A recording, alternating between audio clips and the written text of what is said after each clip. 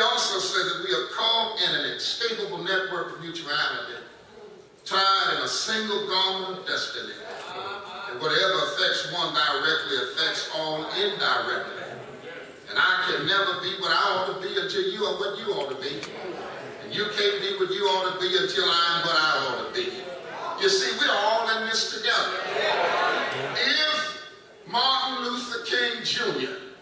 has achieved anything, it achieved bringing us together. And we've gotten over now some petty things that separate us, and we know now that we are tied together.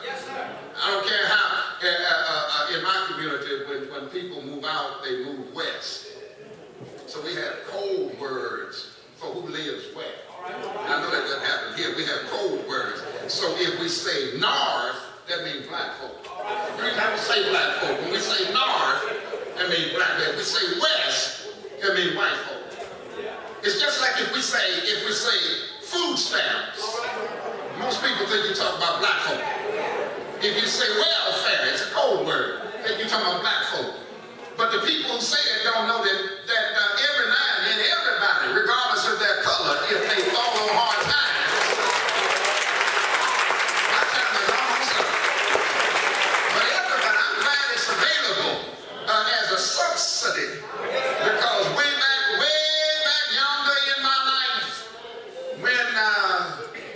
when my mother was left with the responsibility of raising all of us absent my father, there may be a story in here that parallels with mine.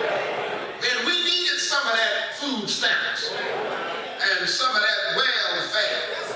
Not to make it a permanent part of our existence, but just to get us from point A to point B. I'm almost there. But the leaders we are looking for on this day, as we celebrate Dr. Martin Luther King, is in this room. If we want a stronger church, a stronger community, stronger organizations, and stronger families, sitting right in this room. Right in this room. We led a march several years ago, and we called it a call to oneness.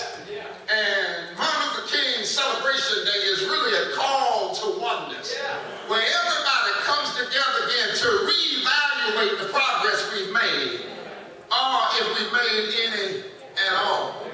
And during that movement, one of the startling things that captured me, as I interviewed several young men, I asked them, who were your role models? And everybody that was their role model, they had never met, like Kobe Bryant. I said, you know him? So now I see him on television. Have you written him a letter or something? I said, no.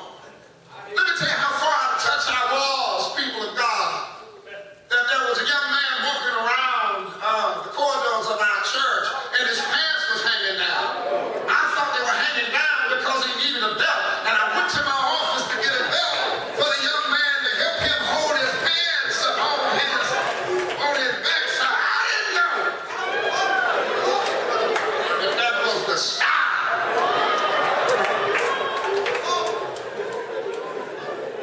That I would be faced, me and several other people, would be faced with looking at a style that invites us to look at somebody else's backside.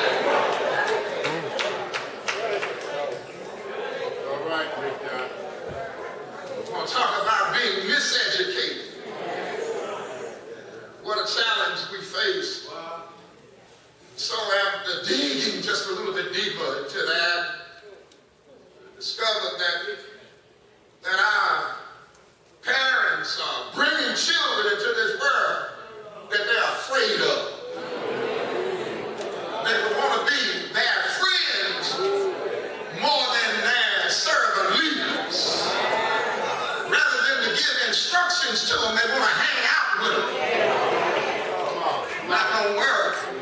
You see, you don't get the kind of presentations that we receive from our young people today, having parents that want to hang out with them and be their friends.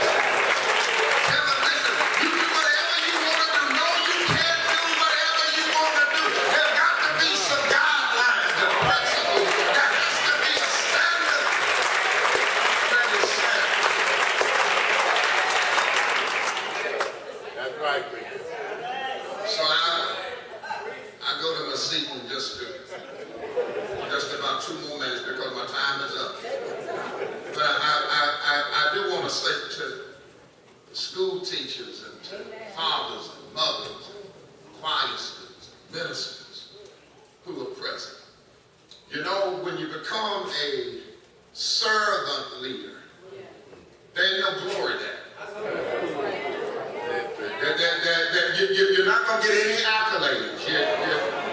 And so sometimes in the life of the black church, when you see people overdoing it, preaching and turning flips and singing and rolling on because what they're looking for is a comment or two of affirmation after the presentation. Like you really did that thing.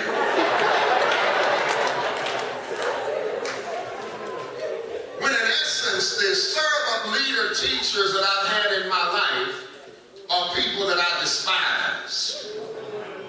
People who made that moment difficult for me because they challenged me at another level.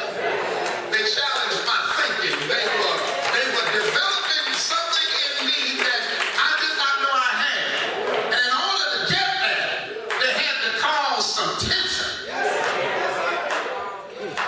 So I say to that servant, teacher, leader, that person that's present today, that whenever you take on this matter, if you're looking to be appreciated, and if you're looking for people to pat you on the back, not going to happen, but you have to do it anyway. Because a real servant leader is selfless. They're not just doing it for the person, they're doing it for God. That their understanding of God is wrapped up in how they reach out to the other.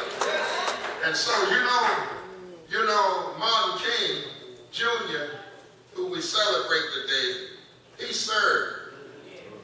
And his service outlasted his life. We have a statue of him in Washington, and people all over the country are talking about him today because the real meaning of our life is wrapped up in how we serve. And in Hebrews 11, there's a whole section dedicated to servant leaders, people who have served and made it to the hall